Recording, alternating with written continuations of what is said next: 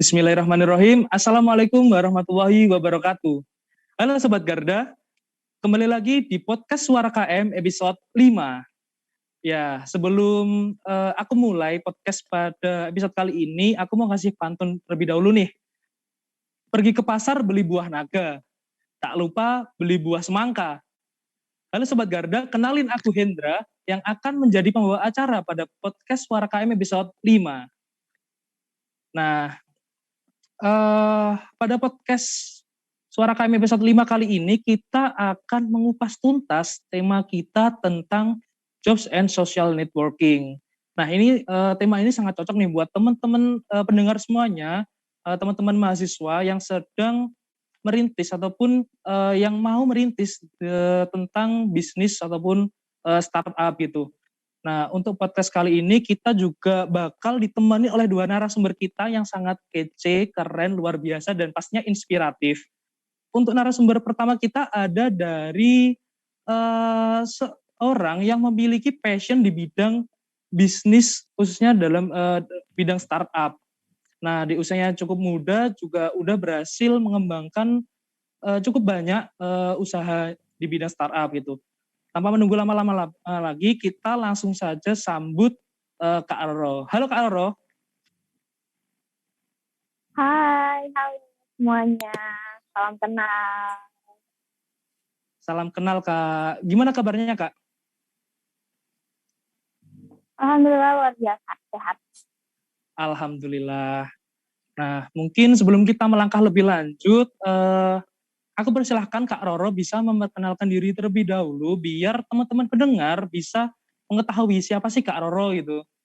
Nah, dipersilahkan Kak memperkenalkan diri Kak. Oke, thank you Kak untuk kesempatannya.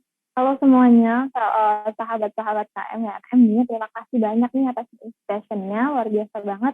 Aku seneng banget nih, happy banget bisa ada di sini bareng kakak-kakak yang lainnya juga di sini gitu ya. Jadi kenalin, aku Roro Mega Jan Asmariandani ya. Agak aja Roro, nah saat ini lagi ada ngajain beberapa pekerjaan, bisnis, dan juga proyek terkait di education, empowerment, dan entrepreneurship gitu. Aku juga seorang mahasiswi yang sekarang juga ada kelar dari S1, sekarang lagi mau melanjutkan di S2 di bisnisnya juga prodinya juga di International Business Management. Jadi masih melanjutkan dari prodi yang sebelumnya, dan saat ini domisilinya sih di Kota Batam ya, gitu kalau dari domisili tinggalnya. Cuma sekarang lagi di Jawa sih. Dan kemudian juga ketemu teman-teman baru, membangun bisnis baru di Jawa Timur juga, gitu. Iya, baik. Terima kasih Kak untuk perkenalannya. Untuk selanjutnya, narasumber kedua kita itu ada dari Kakang Kota Madiun tahun 2018 yang saat ini juga sedang menggeluti di dunia bisnis. Kira-kira ada yang tahu nggak nih siapa orangnya? Tanpa menunggu lama-lama, langsung saja kita sapa orangnya. Halo Kak Anwar.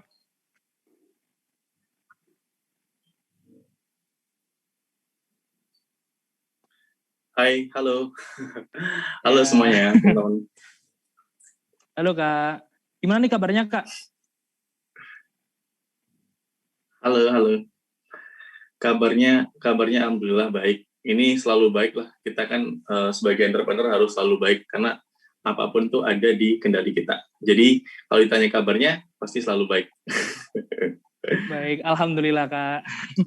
Mungkin dari Kak Anwar juga bisa memperkenalkan diri terlebih dahulu Kak kepada teman-teman pendengar, biar teman-teman juga lebih tahu siapa sih Kak Anwar gitu.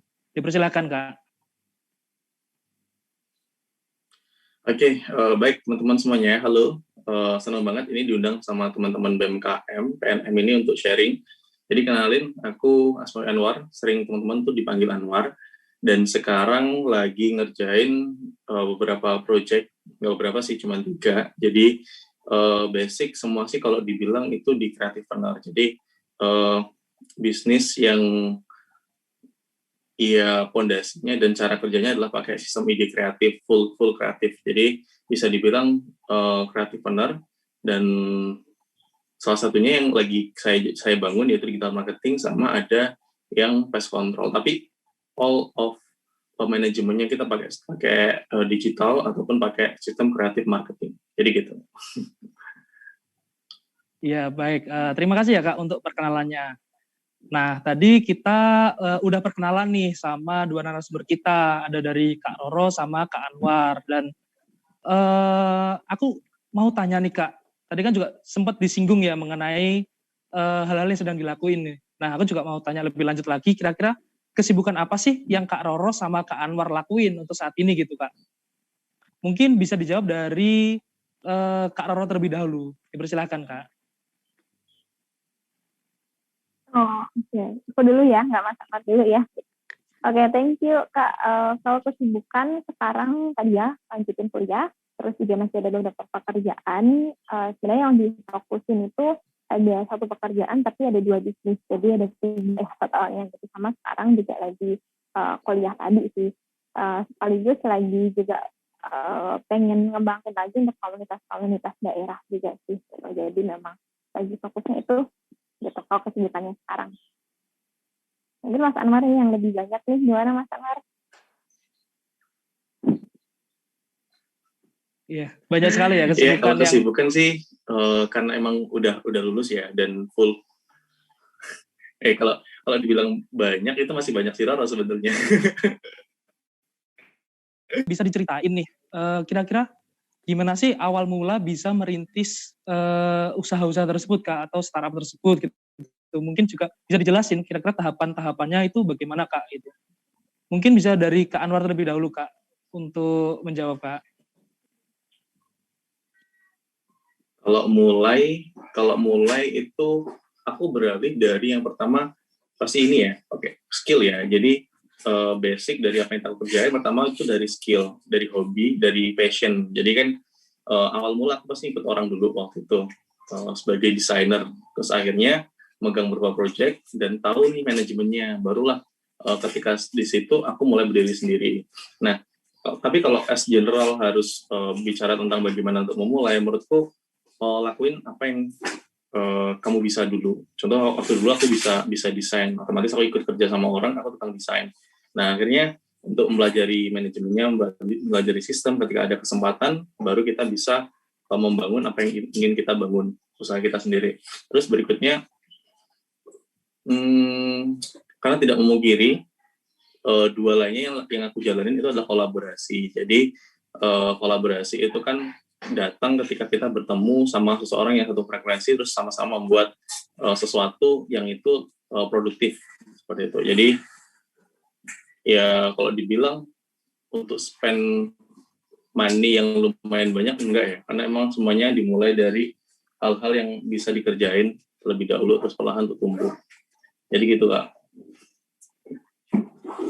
Ya, baik terima kasih ya Kak Anwar. Aku juga setuju sih sama statementnya Kak Anwar tadi. Kita harus memulai dari apa yang kita bisa lakuin itu, karena kan pasti apa yang bisa kita lakuin kan itu merupakan hal yang kita sukai kan Kak. Jadi kalau misal apa yang kita sukain kita lakuin, pasti juga dapat kita kembangin lebih lanjut gitu Kak. Mungkin dari Kak Roro, bagaimana Kak? Bisa diceritain Kak awal mulanya itu bagaimana Kak?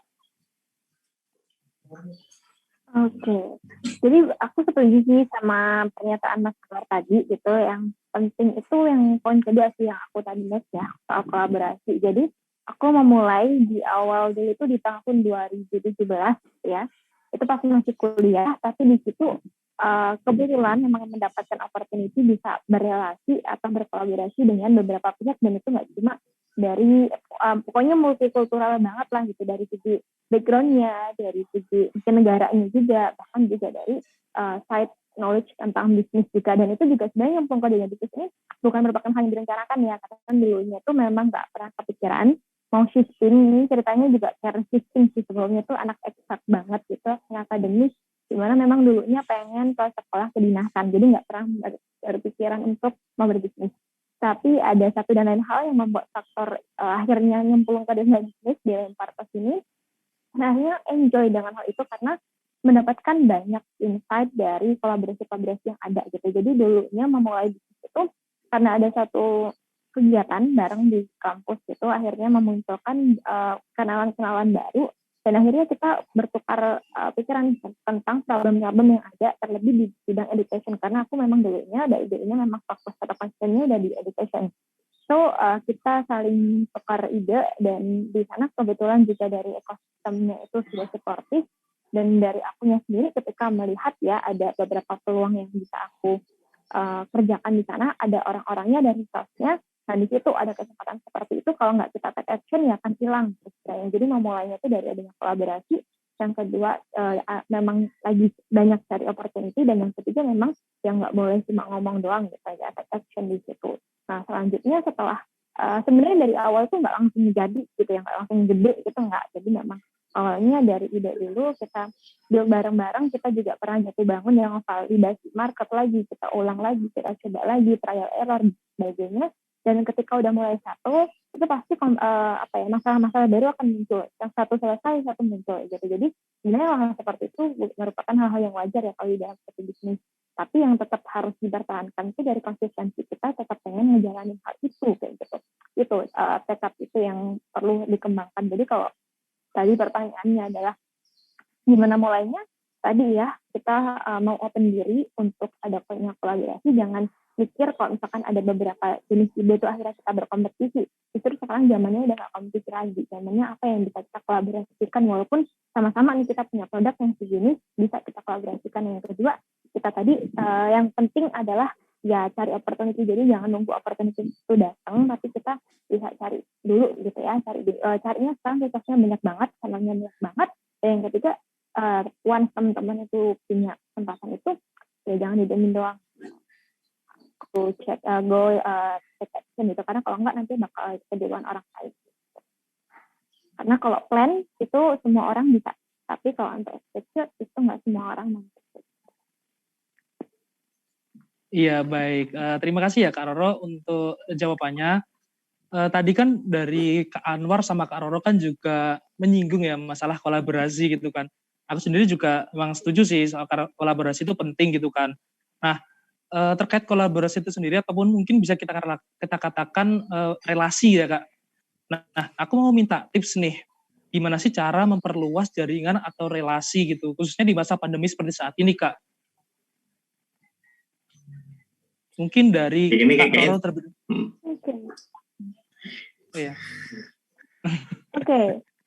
Oke, thank you. Wow, cara untuk memperluas relasi ya, apalagi di masa pandemi yang kita juga nggak bisa face-to-face ketemuan sama orang ya gitu. Nah justru malahan di masa pandemi ini kesempatan atau opportunity kita bisa berrelasi luas itu lebih gede gitu. Karena sekarang udah mulai borderless nih. Kita bisa kenal satu sama lain itu nggak perlu harus ketemu, harus ke Jakarta, ke Bandung, ke Surabaya, nggak perlu gitu. Kita bisa via digital, kita bisa nimbrung ke satu meeting room lainnya, di mana di setiap meeting room itu kita pasti punya new relation di situ atau new partner lah gitu. Nah, justru pertanyaannya sekarang itu gimana cara kita bisa menjaga adanya relasi yang ada ide ini. Karena kadang kita tahu ya banyak partner yang mungkin bisa kita deketin, tapi kitanya takut, kitanya nggak tahu nih cara gimana untuk mendeketin. Karena dari dulunya ya selalu memaintain diri aku sendiri, dan memang bahwa jadi komitmen ya, dimanapun berada di meeting room baru atau di lingkungan baru, tidaknya minimal aja punya 3 orang kenalan dari di situ yang nanti itu untuk jangka panjang. Jadi nggak cuma putus di satu event itu doang. Jadi kalau teman-teman sekarang di sini pastinya ada akan gitu ikutan program-program, ataupun mungkin dari kampus sudah punya ada program Merdeka, ada berbagai program yang diselenggarakan sama kampus. Terus yang kedua, teman-teman juga punya komunitas, punya BEM, punya himpunan yang lain-lainnya. Nah itu tuh kalau misalkan memang ada muncul kolaborasi yang ada, itu pastikan teman-teman juga punya orang-orang baru di situ gitu. Nah, tapi ketika udah punya kenalan ini, jangan cuma ya udah kita cuma follow-followan aja, terus atau mungkin nggak usah ngomong follow-followan sebelumnya, paling cuma ngobrol-ngobrol doang, habis itu nggak di-engage lagi. Padahal nggak tahu ya nantinya ke depannya kita butuh orang itu atau ya dia butuh kita gitu. Jadi memang kalau misalkan kita udah punya new relation atau punya partner ataupun new friends gitu, itu dari kita juga harus keep engage. Gimana caranya biar kita tetap keep connect, keep in touch juga sama mereka gitu. Dan yang terpenting itu bisa kita cari koneksi sebanyak-banyaknya kita bisa, tapi harus pilih sebaik-baiknya, karena nggak semua teman baru, partner baru itu juga mendatangkan hal yang baik untuk kita. Jadi dari kita juga pilih sebaik-baiknya. Kadang justru punya partner baru kita juga punya challenge baru juga sama mereka. Siapa tahu ke depannya juga akan ada problem dan sebagainya. Makanya kenapa kita harus mungkin tadi ya kita bisa punya teman sebanyak-banyaknya, relasi banyak-banyaknya, tapi kita harus pilih sebaik-baiknya. Gitu. Mungkin ada saran dari Kak Anwar, karena Kak Anwar juga punya Meet and Co ya, dia punya co-working space di mana itu juga tempatnya orang-orang mau berkolaborasi nih. Mungkin itu salah satu langkah dari Kak Anwar juga ya untuk cari partner baru gitu. Bener banget. Jadi ngomongin soal kolaborasi, sebenarnya kalau aku bilang berbanding lurus sih. Jadi sebelum kita bekerja sama orang, kita lihat dulu juga kemampuan kita apa, terus apa yang bisa kita lakukan, terus dan sebagainya. Jadi nggak lari dari yang namanya kualitas diri. Jadi ya memang selain kita memperluas jaringan, pertemanan, dan juga ngobrolin sesuatu yang bermanfaat, kita juga harus tahu nih value kita apa. Sehingga ketika kita mau buat sesuatu, ada proporsi yang seimbang gitu loh. Jadi oke, kamu ngerjain ini, kamu ngerjain itu, kita buat ini, nah gitu.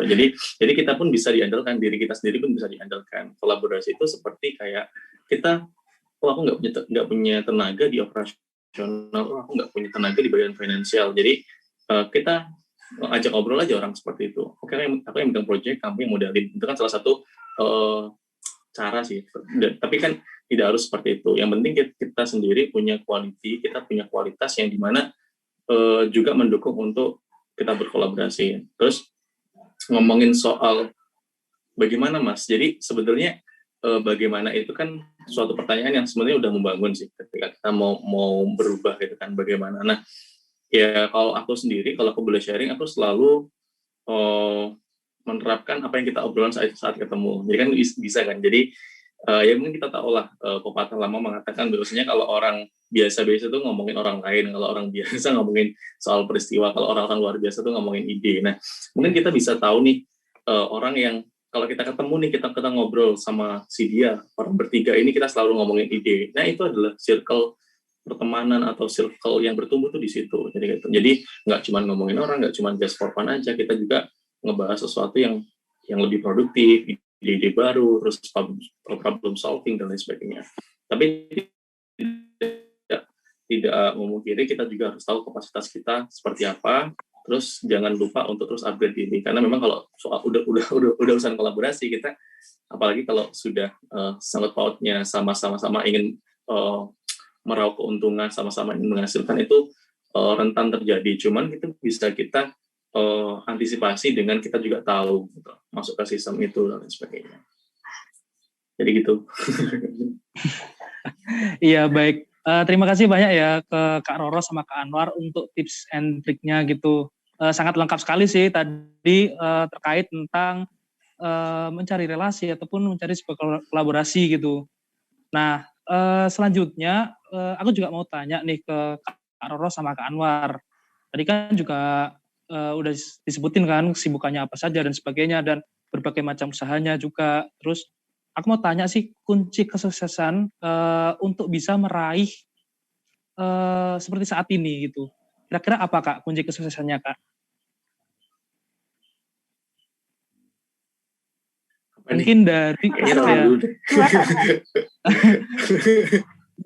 dari Kak Anwar dulu deh. Iya, dari Kak Anwar dulu deh. Kunci.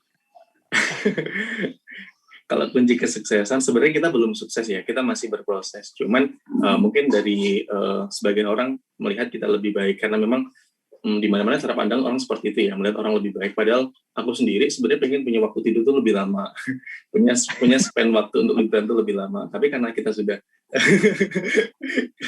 ya kenyataannya seperti itu.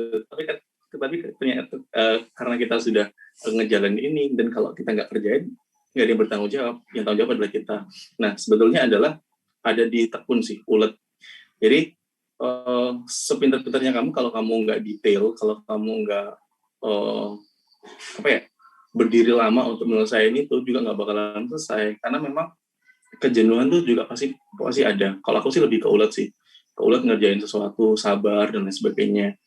Dan yang penting adalah kita selalu terbuka sama yang namanya problem, masalah gitu kan, jangan baperan. Ya gagal itu udah biasa sih. Kalau gagal bukan dalam artian gagal bangkrut tuh enggak ya. Gagal itu kayak, waduh, kelas koordinasi ini gagal, kelas jadi jadwal berantakan, itu masuk gagal. Tapi kan kita coba evaluasi. Jadi kalau nyetir mobil itu bukan menyalahkan mobilnya, kita yang mungkin nggak kurang jago untuk mengemudikan itu. Jadi lebih ke upgrade diri. Kalau aku lebih mengevaluasi sih, cara nge-treatment orang tuh beda-beda. Gitu.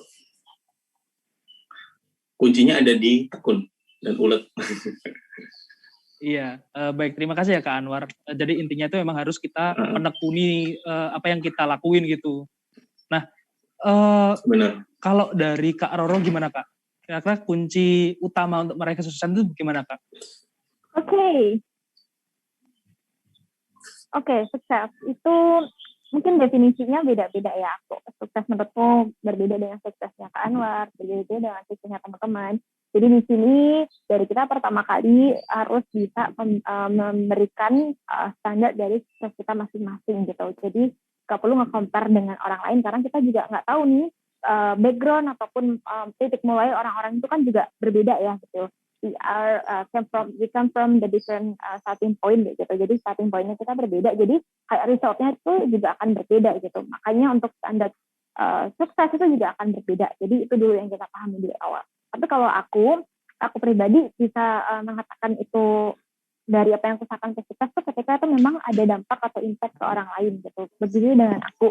Jadi kita sama-sama berada dalam impact yang win-win lah, win solution. Kalau dari aku sendiri, yang pertama itu aku karena orangnya lebih ke sistematis, so aku akan lebih prefer untuk bisa setting the goals gitu ya, goal setting, time management sama attention management. Jadi ada 3 hal ini.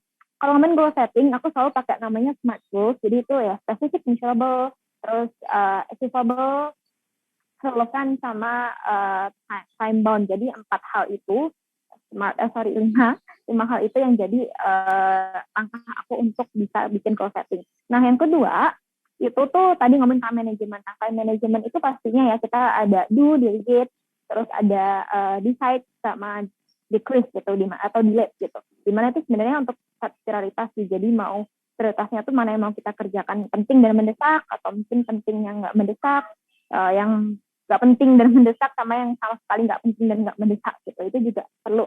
Nah, kalau dari aku sendiri memang harus di daily set reminder gitu ya. Dan yang ketiga, kadang time management pun nggak cukup. Kita ngerasa ya bahwa kita tuh udah nyusun waktu bagus nih gitu untuk scheduling kesuksesan kita, planningnya 5 tahun ke depan dan sebagainya. Tapi banyak faktor eksternal yang kita nggak bisa kontrol kan, yang akhirnya datang mengacaukan segalanya. Kayak misalnya sesimpel ini aja, kita mau ngerjain fokus aja dalam 1 jam, tiba-tiba ada chat masuk, tiba-tiba ada telepon masuk, ada email masuk, yang akhirnya ini jadwal kita jadi berantakan, dan akhirnya kalau udah berantakan itu kita jadi malas ngerjain apa-apa. Kan kadang kayak gitu ya, itu sering terjadi juga. Nah, makanya kenapa akhirnya muncul namanya attention management, di mana kita juga harus manajemen atensi kita ya. Jadi kalau misalkan ada distraction seperti itu, gimana cara kita manage emosional kita, terus gimana kita manage mana yang harus kita prioritaskan, walaupun munculnya dadakan, tapi ya itu kita harus pastikan dulu, ini penting atau enggak sih untuk kedepannya.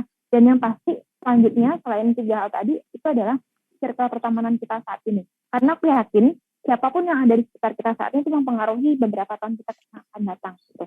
Jadi teman-teman, seperti balik lagi bagian tadi, kalau kita mau berrelasi nggak apa-apa sebanyak-banyaknya, tapi harus pilih sebaik-baiknya. Karena sekali lagi orang-orang yang akan ada di sekeliling kita itu menjadi pilihan teman-teman ya. Jadi teman-teman yang bisa memilih lingkungan mana yang suportif, mana lingkungan yang good, mana yang nanti akhirnya menjadikan toksik lah di lingkungannya. Apalagi tadi Kak Anwar juga sampaikan ya, bahwa ngomongin ide, kalau ketemu ngomongin ide itu bisa dibilang ya itu teman-teman yang bisa suportif. Tapi kalau kita ketemu sama orang, terus itu cuma ngegibah doang, atau mungkin ngomongin orang lain justru, nah itu perlu kita kurangin deh gitu untuk hal seperti sebenarnya nggak apa-apa ya, apalagi kalau di umur-umur kita yang masih muda ya pengennya gibah gitu ya, gitu itu asik kali ya, tapi ya harus dikurangin lah gitu, karena masih banyak aktivitas atau obrolan lainnya yang bisa kita sama-sama coba obrolin lah gitu ya, supaya dari kitanya juga bisa tripnya lebih baik gitu. Jadi dari kita juga perlu bukan membatasi langsung meng-cut ya, tapi kita bisa pintar-pintar memilih untuk mana sih ekosistem ataupun lingkup pertemanan yang membangun diri kita masing-masing dan saling support apapun pilihannya. Jadi nggak perlu sama-sama mencapai satu goal, misalkan mau semuanya kaya raya gitu. Padahal semua orang itu belum tentu mau kaya raya ya, mau ada yang pengennya sederhana aja tapi memang berkecukupan dan bisa berimpact sama orang lain. Ada yang pengennya kayak gitu. Ada yang memang ya dia memang punya tuntutan untuk kaya raya, ya dia mau kaya raya gitu. Jadi kayak untuk standar sukses itu punya different definition, tapi pasti punya satu langkah step yang sama-sama kita juga jalani untuk mencapai suksesnya masing-masing tadi gitu. Iya, baik. Terima kasih ya Kak Roro untuk jawabannya, sangat lengkap sekali. Tadi dapat aku simpulin juga ya Kak, ini yang aku tangkap tadi terkait manajemen diri, terus kemudian mencari lingkungan yang baik. Itu juga aku juga setuju sih, khususnya terkait mencari lingkungan yang baik, karena kalau misal kita bergabung atau mencari lingkungan dengan orang-orang yang misal nih, dengan orang-orang yang memiliki ide yang kritis gitu, otomatis kita secara nggak langsung kan pasti akan terbawakan gimana sih cara menjadi orang yang harus mempunyai ide kritis dan sebagainya gitu. Ya, terima kasih ya Kak untuk jawabannya. Terus kemudian ya, kemudian pasti dibalik sebuah kesuksesan ataupun apa yang udah didapat seperti saat ini kan juga ada kegagalan nih Kak. Nah, mungkin bisa diceritain nih kegagalan ataupun hambatan apa yang pernah Kak Roro sama Kak Anwar pernah dapat, dan kegagalan itu jadi sebuah pengalaman berharga gitu. Maksudnya dapat memberi pelajaran kepada kakak. Kira-kira hambatan apa saja yang pernah didapat gitu? Mungkin dari ya Kak Roro. Ya. Kalau ngomongin hambatan banyak banget ya, apalagi kalau ngomongin di bisnis itu banyak banget nih. Tapi kalau aku memulai suatu kegagalan itu mungkin yang aku mau ceritakan itu ya sejak lulus SMA itu kali ya, karena di SMA itu aku merasa bahwa aku udah nge-set goals yang mau aku capai gitu ya, terlulus, dan itu gagal gitu. Karena saat itu tadi aku bilang ya, aku pengen sekolah ke kedinasan dan ternyata nggak dapet, karena aku ya cuma daftar itu aja sebelumnya gitu. Dan itu aku nggak dapet karena ada faktor-faktor eksternal yang itu nggak bisa aku kontrol kayak gitu. Nah selanjutnya mungkin mulai dari itu ya, karena aku sebelumnya juga punya plan B, walaupun plan B-nya ini juga nggak serta-merta aku udah penuhi gitu. Karena kan sebelumnya aku cuma punya satu plan ya, mau melanjutkan studiku di statistika saat itu, aku pengen ke statistika. Tapi akhirnya kan gagal. Tapi ternyata ketika aku udah punya goal setting nih sebelumnya, terus ternyata itu gagal. Nah itu tuh ternyata jauh lebih siap atau move on-nya tuh lebih cepat gitu dibandingkan mungkin sebelumnya kita nggak punya goal setting apapun ya. Jadi kayak ketika itu gagal akhirnya kayak kita berlarut-larut nih. Nah saat itu kebetulan memang goal setting aku udah cukup clear dan ternyata itu gagal, akhirnya aku move on-nya tuh lebih cepat lah gitu dibandingkan misalkan aku nggak punya. So aku ada plan B, akhirnya dilempar ke unexpected things atau unexpected job yang sekarang aku lagi jalanin itu ke bisnis. Jadi bisnis ini sebelumnya nggak pernah aku pikirkan untuk aku terjun ke sini ya. Tapi ternyata dari ketika tadi kita udah mengalami kegagalan, kita cepetan evaluasi. Kenapa tadi aku bilang gampang move on-nya, karena aku udah tahu sebelumnya aku setelah evaluasi aku kelirunya ada di mana, minusnya di mana, isinya ada di mana. Nah itu tuh poin ketika kita memang bisa mengevaluasi dengan lebih mudah gitu ya, diri kita itu gagalnya karena apa gitu. Nah itu kita bisa lebih cepat nge-set plan baru lagi gitu. Nah itu sih di mana titik balik akhirnya aku berkecimpungnya sekarang di dunia bisnis, dimana tuh sebelumnya aku nggak pernah plan ke sini. Nah setelah kita dicemplungkan ke dunia baru yang kita nggak tahu, nah itu pastinya kan itu merupakan hal yang asing yang mungkin buat kita sebelumnya, kita masih meraba-raba ini mau gimana. Nah disitulah poin kita harus siap dengan keadaan yang unexpected seperti tadi, dan dengan adanya hal seperti itu kita mengumpulkan sebanyak-banyak resource yang kita punya di sekitaran kita yang kita bisa untuk kita konekkan satu sama lainnya. Kayak tadi Mas Anwar misalkan bisa build Smith & Co, itu juga nggak berdiri sendiri, ada beberapa partner lainnya yang di mana itu juga saling melengkapi dan saling saling mengisi lah gitu peran-perannya. Jadi juga dengan aku saat itu memang mencari orang-orang yang seperti itu supaya bisa melengkapi kekurangan knowledge-ku dan skill di bisnis ini sendiri gitu. Dimana sebelumnya aku nggak pernah ada skill, knowledge atau apapun itu di bisnis, karena memang ya anaknya akademis banget lah dulu. Jadi kayak nggak begitu banyak berspesialisasi dan sebagainya. Nah akhirnya ketika nyemplung ini ditantang kan challenge baru lah gitu. Dan akhirnya bisa survive kayak gitu. Nah itu adalah pilihan sih ya. Kalau aku masih milih untuk tetap bersikukuh ya, untuk nggak mau shifting saat itu ya, mungkin sekarang aku nggak berkecimpung di dunia bisnis ini gitu. Jadi itu sih unexpected things yang akhirnya kegagalan yang bikin titik balik aku juga memikirkan mindset aku lebih terbuka, karena ya nggak semuanya lu bisa dapetin semudah itu kayak gitu. Jadi ya kita memang harus ada saatnya untuk gagal, untuk menyadarkan diri kita, dan kita juga bisa evaluasi lebih cepat gitu sih. Mas Anwar gimana nih kegagalannya nih, Mas Anwar? Ada apa aja nih? Jadi kalau ngomongin kegagalan, setiap hari gagal sih. Karena kadang sering, karena pengennya bangun pagi ternyata bangun siang. Tapi enggak. Tapi kalau diminta izin sharing itu, aku mau ngobrol di spesifik aja soal memahami karakter orang. Jadi kaitan sama kolaborasi ya. Mungkin aku selalu pautkan lebih detail ke situ. Jadi kalau ngomongin soal membaca karakter orang, itu kita harus bedakan. Jadi semakin dewasa, otomatis kita punya banyak kebutuhan. Semakin dewasa, kita punya banyak tujuan, dan masing-masing pasti kita punya goal. Jadi kita harus tahu nih, banyak, mungkin aku juga ngalamin, beberapa teman juga ngalamin. Kadang sahabatan, tapi ketika running bisnis bareng, ketika nyinggung soal keuangan, di situ ya yang mulai muncul perpecahan. cuman aku mengalami, dan beberapa teman-teman juga sharing juga mengalami. Tapi aku kalau izin bisa sharing itu, kita harus tahu nih. Jadi pertama, dia money oriented atau enggak gitu kan. Kalau aku ngomongin soal kolaborasi ya, kalau dia terlalu money oriented, itu aku sarankan kurang baik lah untuk ketika kita tarik untuk menjadi partner kita. It's okay money oriented ketika dia dibarengi dengan usaha. Cuman kalau pikirnya tentang uang terus dan sebagainya, itu nggak baik, teman-teman, itu nggak baik, kedepannya pun nggak baik. Karena ketika kita ada problem, masalah, nggak bisa gaji karyawan mungkin dan lain sebagainya, itu bakalan menjadi discuss yang tidak temu gitu kan.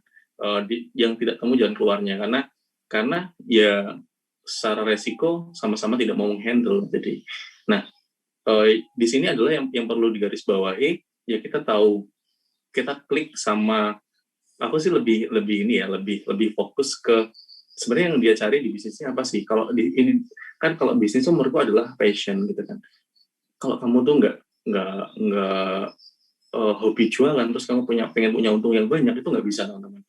Jadi kamu, orang tuh ya, boleh dicek deh, orang yang jago jualan itu bukan mereka yang gila duit, enggak, tapi dia tuh suka jualan. Akhirnya secara alami bisnisnya grow secara tumbuhnya signifikan gitu, karena ada problem apapun dia tetap konsisten untuk evaluasi, terus memperbaiki sellingnya, mungkin apa yang salah dari manajemennya dia gitu. Nah, di situ ketika kita kolaborasi, ya kita harus klik dulu nih secara konsep dia tuh gimana soal keuangan dan lain sebagainya, karena menurutku itu salah satu hal yang paling banyak resikonya ketika kita sudah jalan. Terus ketika sudah satu arah nih, sudah pemikiran, baru udah ada hitam di atas putih, pembagiannya berapa dan lain sebagainya. Nah, aku juga, ini pelajaran yang mungkin teman-teman bisa ambil gitu kan. Jadi meskipun kita nggak tahu terus jauh menurut kamu, karena kamu jagonya di bidang itu, nggak bisa. Kamu juga harus tahu, minimal tahulah gambaran 10% itu seperti apa, 20% itu seperti apa. Jangan cuma taunya, oke, aku bagian operasional, kamu bagian keuangan, nanti aku minta bagiannya ya, gitu. Nggak bisa. Secara kolaborasi kita harus tahu nih pembagian kita seperti apa, penjualannya seperti apa, dan lain sebagainya. Jadi itu meminimalisir ini sih, yang namanya kegagalan atau kendala ke depannya ketika sudah jalan. Karena aku sendiri beberapa bulan lalu mengalami, ya nggak banyak sih, cuman dengan ukuran kapasitas yang sedang aku kerjakan itu menurutku cukup banyak gitu. Jadi gitu. Iya, baik. Terima kasih ya Kak Roro sama Kak Anwar. Nah, terkait kegagalan sendiri, kalau boleh cerita nih ya Kak, aku dulu kan juga sempet nih bikin sebuah usaha bisnis gitu. Tapi di bidang kuliner nih. Aku dulu tuh sempet bikin usaha jus Kak. Tapi memang karena mungkin bidangku, passionku bukan di soal jualan atau kayak gitu. Jadi belum mulai, masih kayak nentuin resep, terus kemudian pokoknya masih di tengah-tengah, belum mulai, itu aku udah berhenti karena memang ya aku masih memprioritaskan hal lain sih memang. Jadi memang sepertinya kayak jualan itu bukan passionku gitu. Terus tadi terkait kegagalan juga yang dikatakan oleh Kak Roro, pastikan dari kegagalan itu ada hikmah yang bisa kita ambil tergantung kita menyikapinya kan Kak gitu. Jadi buat teman-teman yang merasa gagal dalam membangun bisnis ataupun mungkin gagal dalam mencapai sesuatu, coba deh cari hikmahnya, kita ulik, kita pelajari, evaluasi agar bisa menjadi pembelajaran bagi kita semuanya gitu. Nah, terus terima kasih ya Kak untuk jawabannya. Kemudian untuk selanjutnya Kak, aku juga mau tanya sih. Tadi kan Kak Roro sama Kak Anwar kan juga sempat nyinggung nih soal time management gitu kan. Nah, aku mau tanya nih sebagai seorang mahasiswa ya Kak, kan kita kan masih mahasiswa kan dari PNM ini kan juga masih mahasiswa. Nah, gimana sih Kak cara time management yang baik untuk bisa membangun bisnis usaha tersebut didampingi oleh kita yang masih kuliah Kak? Mungkin bisa dijawab dari Kak Ro terlebih dahulu Kak. Oke, jadi kalau ngomongin time management ya, tadi itu memang banyak ya yang aku sudah sebutkan ya, gitu. Ngomongin time management, tadi ada, biasanya kalau dari aku pribadi itu memang tipikalnya kan kita punya gaya belajar yang berbeda-beda, gaya bekerja yang berbeda-beda gitu kan. Jadi dari kita sih harus pertama kali itu mengetahui diri kita itu ada di porsi atau gaya yang seperti apa sih untuk kita belajar, bekerja, atau menerima hal-hal baru kayak gitu. Selanjutnya kita harus set timeline pakai setting goals tadi gitu. Kalau dari aku sendiri selalu pakai goal setting yang aku sebutkan tadi. Dan yang ketiga itu dari time managementnya kita bisa mengklasifikasikan mana sih kegiatan-kegiatan yang itu bisa masuk ke hal yang harus kita kerjakan sekarang, atau mungkin yang bisa kita tunda terlebih dahulu karena kita decide di hari-hari berikutnya, atau nanti kita yang harus kita delegatkan atau kita delegasikan ke orang lain, atau bahkan ada nih kegiatan-kegiatan yang harus kita kurangi gitu. Misalkan nih dari teman-teman yang lagi mahasiswa nih, yang termasuk penting dan yang mendesak ya itu yang misalkan ada tugas harian, atau mungkin dari teman-teman itu ada ngisi acara dan sebagainya lah gitu. Itu kan merupakan hal yang penting dan mendesak ya. Tapi kalau misalkan itu adalah hal yang penting tapi nggak mendesak, itu misalkan teman-teman networking, terus cari-cari inspirasi, baca buku dan sebagainya, itu termasuk hal-hal yang penting dan memang nggak mendesak untuk dilakukan hari ini juga gitu.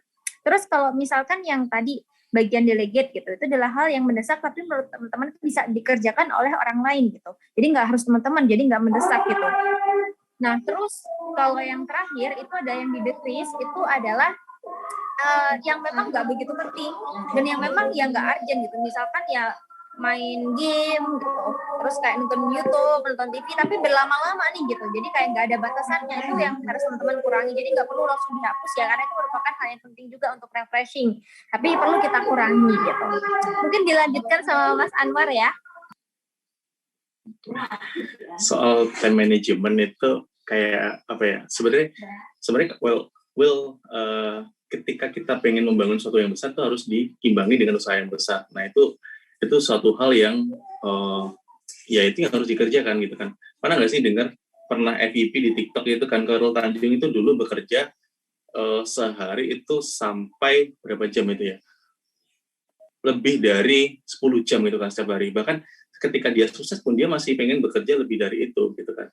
Dalam artian time management itu urusan memprioritaskan mana yang penting dan mana yang lebih penting. Tapi perlu diketahui lagi ketika kita pengen membangun hal yang besar harus berkorban waktu yang besar gitu. Nah, tapi kalau aku sendiri ketika masih kuliah bagaimana sih bisa building ini, bisa selesaiin ini.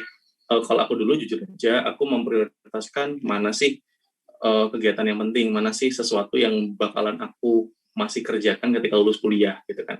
Jadi dulu tuh kan organisasi banget waktu awal-awal kuliah gitu kan, ngikuti lebih dari 3-4 organisasi. Tapi ternyata ketika di semester 2-3 mau masuk itu kok jadi ya aku sendiri sudah tahu kan polanya. Dalam artian belajar pola itu nggak cukup waktu yang lama, nggak perlu waktu yang lama-lama, setahun cukup belajar pola. Akhirnya aku memprioritaskan nih satu aja yang aku bangun, terus aku lebih fokus ke organisasi luar ataupun building my little company. Jadi kan membangun perusahaan kecilku sendiri mulai dari semester 5. Nah, dari situ kan kita sudah tahu nih mana yang lebih penting untuk dikerjain gitu kan. Nah, itu salah satu udah manajemen waktu nih. Jadi nggak melulu aku loyal di organisasi ini, aku terus di sini gitu kan. Sedangkan harus diimbangi, time management itu harus diimbangi dengan knowledge gitu. Kalau nggak tahu itu tanya ke teman-teman, ke teman organisasi atau ke seseorang yang mungkin kamu kagumi atas pencapaiannya. Itu aku banget waktu dulu aku sering ngejar orang-orang yang kayak ternyata dia tuh hebat ya, aku pengen kenal, pengen tanya, Mas tanya gini gimana. Nah, akhirnya aku ketemu kuncinya, dan time managementku aku lebih fokus waktu kuliah itu 60% itu di luar. Karena aku jurusan PGSD kan, jadi nggak terlalu banyak untuk yang harus dikerjain di situ. Jadi menurutku itu adalah momentum untuk aku ngerjain lebih dini. Gitu. Tapi secara priority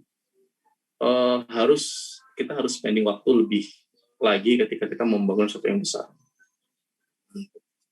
Oke, Gitu. mungkin aku mau tambahin sedikit ya. Oh, benar. Teman-teman Ya, ini silakan, juga perlu membedakan nih namanya produktif sama sibuk. Kadang kita tuh merasa bahwa wah kita tuh sibuk banget ya, capek banget ya, gitu. Ternyata itu nggak produktif gitu.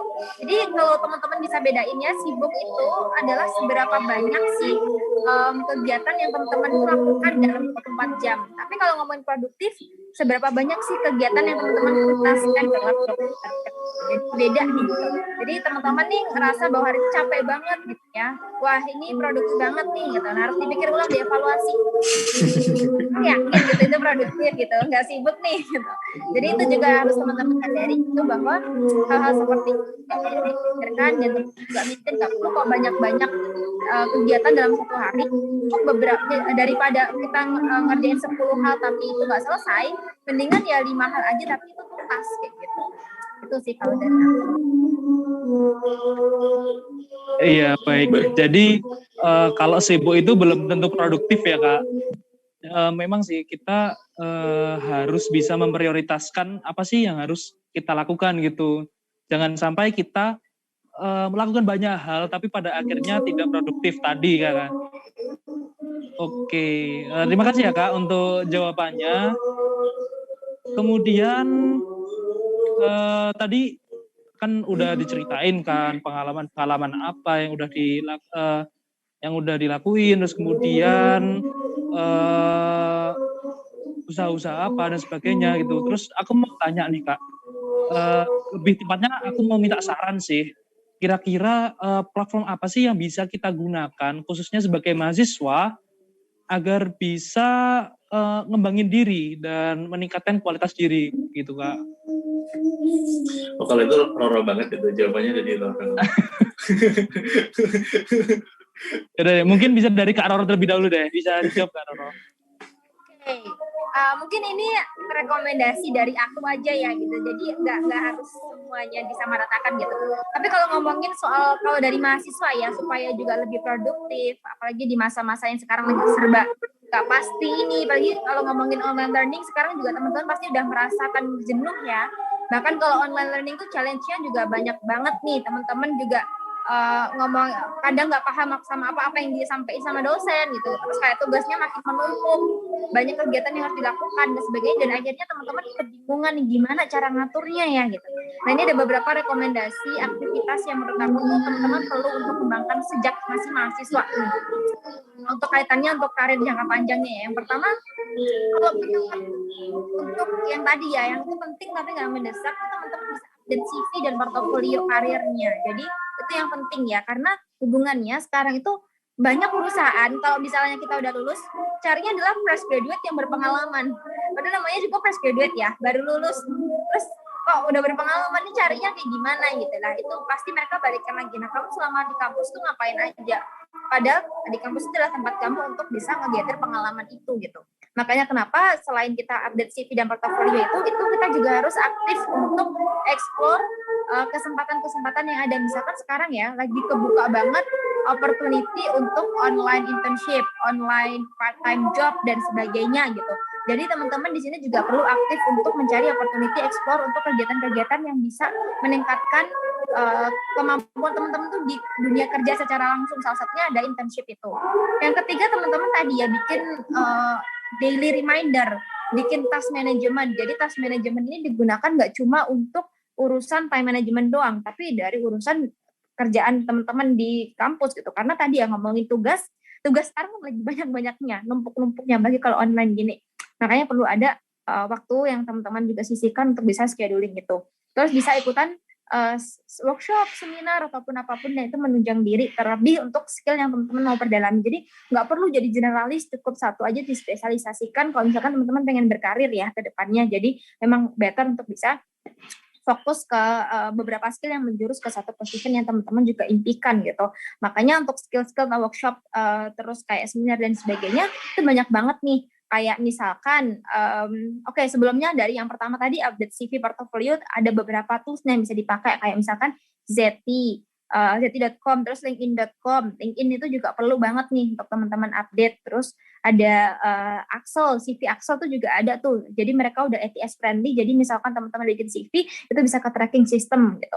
Terus ada juga Canva itu yang mudah ya, yang juga desainnya banyak, sekarang juga updated gitu. Terus kalau ditanya gimana sih cara cari internship opportunity dan sebagainya, di Instagram tuh udah banyak banget. Teman-teman tuh tinggal ngetik magang gitu aja ya, di explore tuh udah banyak banget. Magang update, anak magang, ID volunteer, rumah sarjana, apalagi ya, pokoknya banyak banget gitu. Terus teman-teman kalau misalkan mau bikin daily reminder itu juga bisa pakai Google Calendar atau bisa pakai mindmaster.com, itu juga enak tuh untuk kita mind mapping gitu. Terus kalau ngomongin ikutan seminar, workshop, ataupun penunjang skill itu banyak banget nih sekarang. Misalkan revo.id itu untuk digital marketing. Ada di Kilab tuh buat teman-teman yang suka ke data-data gitu, database, data scientist gitu. Kalau yang untuk skill-skill secara keseluruhan tuh punya skill akademi, itu punya ruang guru. Jadi explore-nya tuh banyak banget sebenarnya. Dan yang terpenting, kalau ngomongin mau menjadi produktif itu juga harus seimbang, balancing ya, antara kesibukan sama kesehatan. Jadi jangan lupa untuk tetap stay healthy gitu. Karena percuma kita produktif nih, achievement kita dapetin tapi di situ kita jatuh sakit, kita yang rugi gitu. Jadi kita nggak bisa menikmati hasil kerja keras kita sebelumnya. So di sini ngomongin produktif itu juga harus seimbang antara kesibukan, pencapaian, dan juga kesehatan. Gitu. Itu sih dari aku. Mas Anar boleh ditambah? Kayaknya udah kamu jawab semua deh. Enggak. Masih ada lagi. Ya, untuk platform untuk pengembangan diri tetap pertama yang lingkungan. Terus kalau teman-teman lebih ke platform yang manage-nya bagus, itu bisa tadi sekarang tuh internship di mana-mana, teman-teman tinggal rubah cara atau habit explore-nya di sosial media gitu kan, yang biasanya ngeliatin sesuatu yang kurang bermanfaat, coba deh ngeliatin pakai hashtag internship, pakai magang dan lain sebagainya.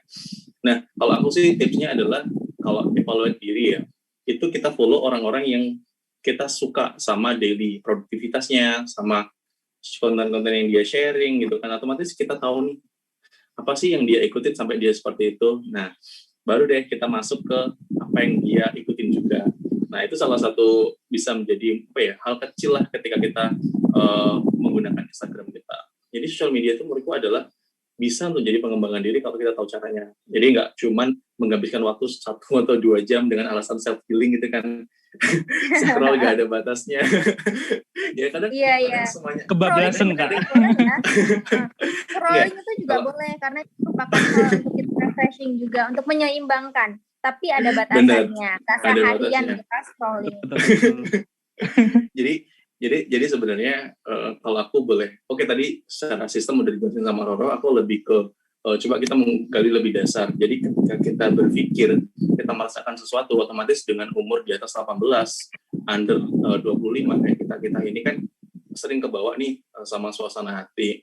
Kalau menurutku lebih ditata lagi, 50-50 lah, pakai hati 50, pakai logis 50. Jadi ketika kita sedang I'm not okay gitu kan, kita nggak terpuruk banget gitu loh ketika menghilangkan waktu 1-2 hari katanya off Instagram, besok kalau udah update lagi gitu kan, kayak you're not consistent. Tapi sebenarnya itu kan kita menuruti apa yang sedang terjadi di diri kita. Tapi harus mulai ditata bahwasanya tidak semuanya dipikirkan pakai hati juga, harus logisnya main, logisnya juga nggak, kalau jangan sampai terlalu dominan karena itu bisa kurang baik ya untuk hubungan sesama manusia dan lain sebagainya.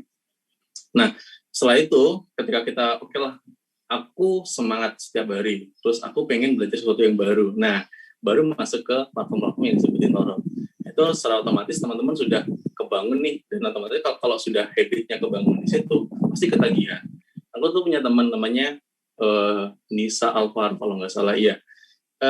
Dia tuh kayak setiap hari tuh pasti energi, terus yang dia urus sih. It's okay, itu bagus karena emang dia orangnya introvert ya kan, dia lebih suka hal seperti itu. It's okay, nggak apa-apa. Tapi bagus kok secara mindset dan lain sebagainya. Nah, ya itu bisa menjadi bahan evaluasi untuk diri kita sendiri, dan juga kalau pengen bertumbuh ya otomatis harus ada lingkungan yang buat kita bertumbuh gitu kan. Dan kalau teman-teman pengen sesuatu, menurutku pengen sesuatu itu harus diimbangi dengan bagaimana gitu kan caranya. Baru cari tahu caranya. Dimulai dari teman yang terdekat. Nah, terus kalau nggak tahu, kalau menurutku bertanya sama orang yang bisa menjawab. Gitu. Ya baik, terima kasih ya Kak Roro sama Kak Anwar untuk saran-sarannya. Nah, teman-teman jangan lupa loh dicatat tadi saran-saran terkait platform-platform, dan untuk saat ini kan udah banyak ya media sosial gitu yang bisa kita manfaatin. Seperti tadi di Instagram itu bisa mencari info-info terkait magang dan sebagainya. Tapi ingat, jangan jadikan self-healing sebagai alasan untuk tidak produktif. Nanti scrollnya kebablasan, niat 10 menit jadi 1 jam. Oke, terima kasih ya untuk jawabannya tadi, dan itu beberapa pertanyaan dari aku. Terus kemudian kemarin itu kita juga udah sempat Kak membuka Q&A di Instagramnya BMPNM terkait podcast Suara KM episode 5 ini, Jobs and Social Networking, dan ada beberapa pertanyaan dari teman-teman mahasiswa. Langsung aja ya Kak, ini aku bacakan pertanyaan pertama Kak. Yang pertanyaan pertama ada dari @oreye_. Pertanyaannya begini Kak, bisnis apa saja yang sedang dijalankan dan goals-nya untuk klien apa? Nah tadi kan juga udah sempat dijelasin kan dari Kak Roro sama Kak Anwar, tapi nggak apa-apa lah, mungkin bisa dijawab atau mungkin ada tambahan-tambahan lagi Kak untuk jawabannya. Dipersilahkan dari Kak Anwar deh terlebih dahulu.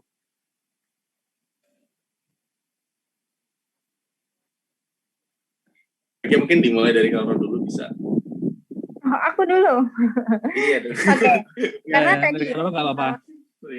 Tadi kan bisnis aku sama Mas Anwar kan punya bidang yang berbeda ya. Kalau Mas Anwar kan lebih ke creative partnership ya, yang hubungannya ke sana. Kalau dari aku tuh kan lebih ke social partnership, yang arahnya ke education sama empowerment. Kalau bisa dibilang bisnisnya tadi goals-nya untuk apa, sebenarnya for impact. Tapi di mana impact itu juga bisa mendatangkan income gitu. Karena itu ya goals-nya juga. Di mana kita juga bisa creating impact, balance with income gitu. Kalau bisa dibilang, aku di sini memang punya visi pribadi kan. Kalau di dalam suatu bisnis kan kita punya visi pribadi sama visi tim ya gitu. Kalau visi pribadi aku memang lebih ke educating sama empowering gitu. Tapi ada juga nih di satu tim aku nggak boleh tuh orang-orangnya kayak gitu semua. Jadi semua akan sosial dong. Kita kapan dapat duitnya gitu kan. Nah itu di mana kita juga butuh kolaborasi orang-orang yang memang bisa memunculkan opportunity untuk adanya income. Di mana dengan adanya income masuk itu impact yang kita bisa berikan tuh juga akan lebih besar lagi, karena income yang masuk itu kita akan convert ke beberapa empowerment lainnya yang kita lakukan. Kalau aku sih memang basicnya di sana, dan memang kesenangan interestnya tuh ke arah sana juga. Tapi untuk mencapai goals itu pastinya juga ada keterlibatan berbagai banyak hal, berbagai banyak koneksi lah gitu juga sama tim juga. Kalau dari aku sendiri yang aku fokuskan ya sekarang itu, kalau yang Meritis Indonesia itu memang ke arah edukasi bisnis buat teman-teman yang anak-anak muda yang lagi pengen bikin bisnis, bisa nanti untuk platform-platform pengembangannya bareng kita. Tapi kalau ada yang di Zil Indonesia yang ada di Kota Batam, itu arahnya for education career gitu. Jadi buat teman-teman yang lagi nyiapin career preparation, terlebih untuk ketiga bidang utama di digital tech ya, ada IT, digital marketing, design, itu let's come with us kayak gitu, let's join with us untuk light up your skill kayak gitu. Terus kalau yang aku ada one pekerjaan lagi, one job lagi itu ada di Kumpul, itu juga arahnya sih kita lagi collaborating banyak hal. Itu sebenarnya co-working space juga ada di Jakarta, dan itu memang dari program-program yang diadakan itu semua memang empowering for entrepreneurs gitu sih. Jadi bisa saling collaborate antara community, government, dan juga bisnis kayak gitu. Jadi arahnya ke situ kalau dari aku gitu. Boleh Mas Anwar? Sorry, your voice Mas Anwar. Oke. Sorry. Oke, kalau aku sendiri sih emang sih fokusnya lebih ke sesuatu kita ngerjain yang kaitannya dekat sama industri kreatif gitu kan. Jadi ya minimal dengan cara pemasaran lah kita menggunakan cara yang kekinian digital. Jadi sebenarnya goals-nya adalah sekarang aku lebih fokus ke Meet & Co. Jadi kan ya kita meskipun kafe gitu kan ya di atas secara office kita, secara pergerakan kita memberi ruang untuk teman-teman berkembang gitu kan. Kalau pengen punya usaha terus bingung untuk scale up gitu kan, sharing sama kita dulu. Terus nanti kan di sini foundernya ada 2, aku fokus di project, terus kemudian partnerku fokus di finance. Jadi kalau itu butuh pemodalan, kita bakal carikan dan kita bakalan susunkan apa yang harus dikerjakan untuk nge-scale up bisnis tersebut. Nah, terus karena semua orang juga pengen ya bisnisnya berkembang, terus punya kayak freedom financial, terus ya itu salah satu bisa menjadi semangat kita lah untuk mengerjakan apa yang kita suka gitu kan. Tapi basically aku mengerjakan semua kayak yang tutela, terus yang di kreatif agensi sama Meet & Co itu beralih dari hobi lah, dalam artian mengerjakan sesuatu dengan tanpa alasan. Sorry sebentar.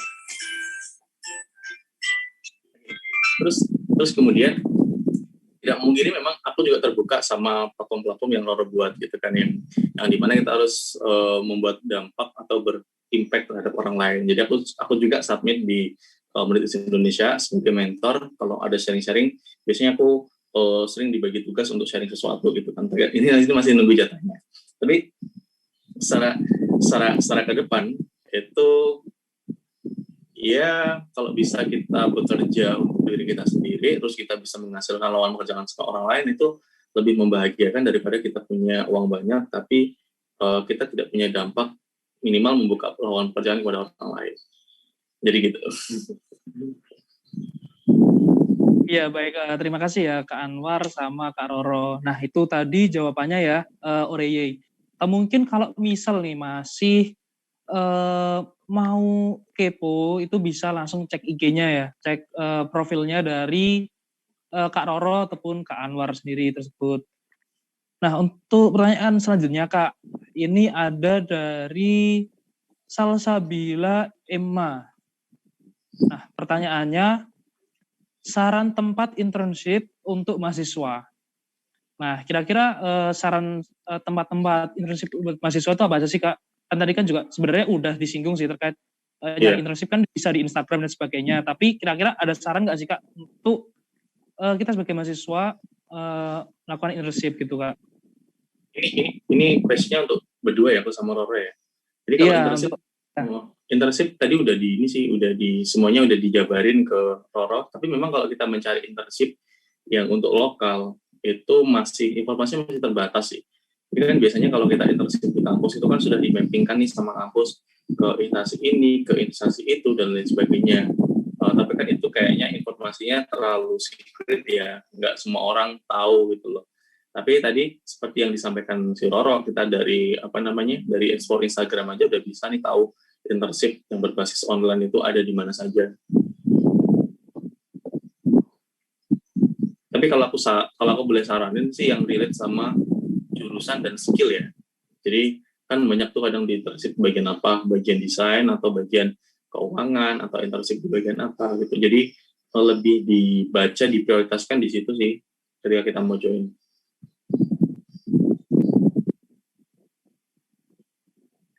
Roro boleh ini nambahin. Tadi sebenarnya udah dibahas. Udah sih, udah cukup banyak yang dibahas sama Mas Anwar. Iya. Iya, paling nggak kalau untuk internship lokal itu bisa dicari kan internship Madiun atau internship Jawa Timur itu udah banyak diekspor di Instagram teman-teman kalau mau tahu info lebih lanjut. Cuman itu tadi harus dilihatkan sama entah itu jurusan atau skill teman-teman. Teman-teman pengen upgrade skill atau shifting yang belajar sesuatu yang baru di situ. Sama satu lagi sih mungkin untuk maintain digital profile-nya gitu. Teman-teman kalau punya digital profile boleh mungkin pakai Instagram atau pakai LinkedIn yang memang dikembangkan untuk personal branding teman-teman, jadi bisa dilacak sama orang lain itu lebih mudah, dan memang teman-teman yang akan bisa memilih for the professional things itu mau pilih platform apa, tapi kalau bisa memang bisa di-maintain dan bisa dilacak secara digital sih. Dan itu juga memang harus diupdate, jadi nggak boleh kayak udah data lama banget kayak dari SMP dulu atau dari SMA itu udah ada sampai sekarang kayak gitu. Jadi perlu updated informasi tentang diri teman-teman sendiri gitu di platform media sosial yang mau lagi dikembangkan as a personal branding teman-teman gitu. Itu sih. Cukup. Iya, baik. Terima kasih ya Kak Anwar sama Kak Roro untuk jawabannya. Itu tadi ya Salsabila Emma untuk terkait internship. Jadi jangan malas-malas kita manfaatin media sosial kita untuk mencari informasi-informasi terkait internship itu. Nah, terus ini pertanyaan terakhir Kak. Ada dari Ayuhan DSM. Nah, pertanyaannya, seberapa penting peran personal branding? Nah, gimana Kak? Sebenarnya udah disinggung-singgung juga kan tadi, tapi mungkin juga nggak apa-apa sih, bisa dijawab lagi Kak. Personal branding itu penting. Jadi aku sama orang nggak bakalan bicara di sini kalau si barista nggak ngecek track record kita sudah ngapain aja. Gitu kan. Nah, itu dengan bukti seperti itu kita sudah tahu kan personal branding itu penting. Tapi kita juga tidak boleh melebih-lebihkan pencitraan diri lah. Kalau di bahasa Indonesia kan seperti itu. Ya, kita juga tahu deh mana yang orang berkualitas, mana yang benar-benar dia atau cuman kayak di sosial medianya bagus. Tapi lebih saranin aja ya teman-teman berbagi sharing di sosial media itu bagus, relate sama kehidupan nyata, sama daily activity, sama mindset, sama perilakunya dan sebagainya. Tapi terus Mas berarti kayak gitu harus ya aku juga harus sih minimal kamu sharing apa yang kamu kerjakan. Kalau aku sendiri, kalau untuk personal branding aku lebih berprinsip ini. Ketika aku sharing sesuatu, otomatis aku juga harus paham soal itu. Nah itu kan men-trigger diriku untuk belajar gitu kan. Ketika aku mau buat konten soal ini, ketika aku ngasih konten yang tidak optimal, otomatis kan aku punya tanggung jawab nih. Aku sendiri nggak paham, makanya aku menggali lebih dalam soal itu, terus baru aku sharing. Nah, jadi kan aku sendiri lebih tahu. Gitu. Tapi kalau secara opportunity-nya, sekarang semua orang itu melihat personal branding, entah itu soal hiring kerja, entah itu untuk kepentingan upgrade jabatan atau apa, itu semuanya pasti orang lihat yang paling dekat itu sama social media kita. Oke, kalau sendiri kalau personal branding ya kalau ditanya penting atau nggak penting ya penting banget lah gitu untuk urusan apapun itu gitu. Kalau untuk urusan bisnis, karir atau apapun itu, bahkan sekarang pun kalau pebisnis misalkan ya kita bisnisnya yang ya sama-sama aja gitu dengan yang lain, tapi kalau kita punya personal brand yang lebih baik pasti itu jadi pilihan juga gitu dari si pelanggan untuk mau beli atau mau mencoba bisnis kita gitu, karena kita punya personal branding yang kuat juga. Nggak usah ngomongin personal branding, kayak produk brand itu kan juga merupakan hal yang penting kan ya, sama kita sebagai produknya gitu, kita sebagai seorang personalnya itu ya memang harus punya branding tersendiri atau citra diri gitu. Untuk memaksimalkannya sih sebenarnya tadi ya memang kita kalau misalkan mau memperkaya diri ya harus ada isinya gitu, dimana isi atau konten dari diri kita tadi ya bisa kita maksimalkan dengan berbagai pengalaman yang kita juga pengen siapkan sebelum masuk ke dunia kerja sendiri gitu. Tadi ya ngomongin personal branding dari perusahaan itu juga sering kok akan melihat, makanya aku tadi ada bilang digital profile untuk personal brand teman-teman, karena itu supaya lebih mudah dilacak.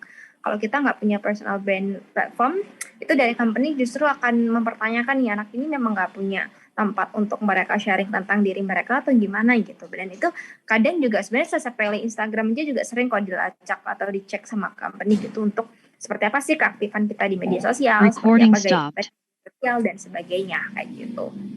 Jadi kalau dari aku sih itu tadi ya, ngomongin personal branding pasti pentingnya untuk karir ataupun kehidupan itu pasti berlaku kok gitu, karena ya dengan adanya itu kita juga akan jauh lebih peduli dan aware kita tuh kurangnya apa yang harus kita tingkatkan lagi dan sebagainya untuk bisa dikenal orang lain, karena personal branding itu bukan apa yang kita sampaikan ke mereka tapi apa yang orang lain tangkap tentang diri kita kayak gitu.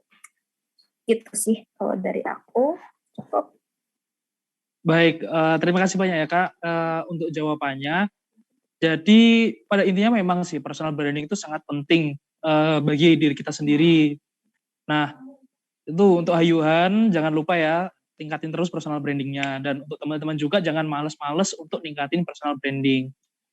Nah, itu tadi pertanyaan terakhir untuk podcast kita di episode 5 kali ini Kak. Aku ngucapin terima kasih banyak ke Kak Roro sama Kak Anwar yang udah meluangin waktunya. Mungkin lagi sibuk juga, mohon maaf mengganggu waktunya. Terima kasih udah bisa menghadiri podcast Suara KM episode 5 kali ini. Sebelum diakhirin, mungkin ada closing statement. Mungkin dari Kak Roro bisa memberikan closing statement-nya terlebih dahulu, Kak. Closing statement dari apa yang kita bicarain, obrolin dari awal sampai akhir tadi itu sebenarnya banyak banget, tapi kalau poin pentingnya dari teman-teman, kalau mau memang mempersiapkan karir, mempersiapkan produktivitas, mempersiapkan apapun persiapan terkait nanti mungkin ya after college life gitu ya, atau setelah teman-teman lulus itu memang paling penting tuh untuk kita bisa mengenali diri kita sendiri, value kita, atau bisa dibilang VIPS ya, value, interest, personal, sama skills gitu. Jadi di mana 4 hal ini, VIPS ini penting untuk kita gali selama kita memang masih sekarang jadi mahasiswa gitu ya. Dimana kita harus tahu value kita abis lulus nanti kita memang mau cari pekerjaan, cari karir tuh seperti lebih prioritasnya kemana sih? Apakah ke high salary, atau ke opportunity to grow, atau mungkin recognition, atau mungkin dari kita juga pengen memperdalam mungkin akan ada career growth yang akan kita dapatkan. Jadi itu kita harus kenali dulu. Terus interest kita memang lebih kemana, dan itu harus kita tingkatkan gitu. Terus yang selanjutnya personalities, kita ada tipikal orang seperti apa. Seperti aku tadi bilang, time management, attention management, scheduling dan sebagainya itu punya gaya yang berbeda-beda sesuai dengan personality teman-teman. Gak semuanya orang bisa detailing untuk schedule hariannya, tapi punya gaya macam-macam untuk kita berkembang gitu. Dan kita juga punya different starting point, di mana tadi yang akhirnya memunculkan definisi sukses yang berbeda-beda. Dan the last one is skills. Skills ini bisa diasah teman-teman, jadi kita punya hard skill, soft skill yang memang perlu didalami untuk teman-teman bisa tingkatkan sebagai portfolio atau bekal ataupun aset diri teman-teman sebelum nanti masuk ke dunia karir atau dunia bisnis, apapun yang teman-teman akan kerjakan untuk di masa akan datang, karena skills ini merupakan salah satu langkah untuk kita juga bisa memperkuat dari personal branding kita. Cukup.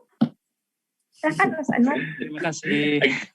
Oke, kalau nerusin dari Roro untuk closing statement, teman-teman udah tahu lah ya. Jadi dari pembicaraan yang awal mana yang baik dan mana poin-poin yang bakal dicatat. Cuman menerusin dari apa yang disampaikan Roro tadi soal closing statement yang Roro sebutkan, itu sudah tidak zamannya sekarang untuk menjadi biasa-biasa aja gitu.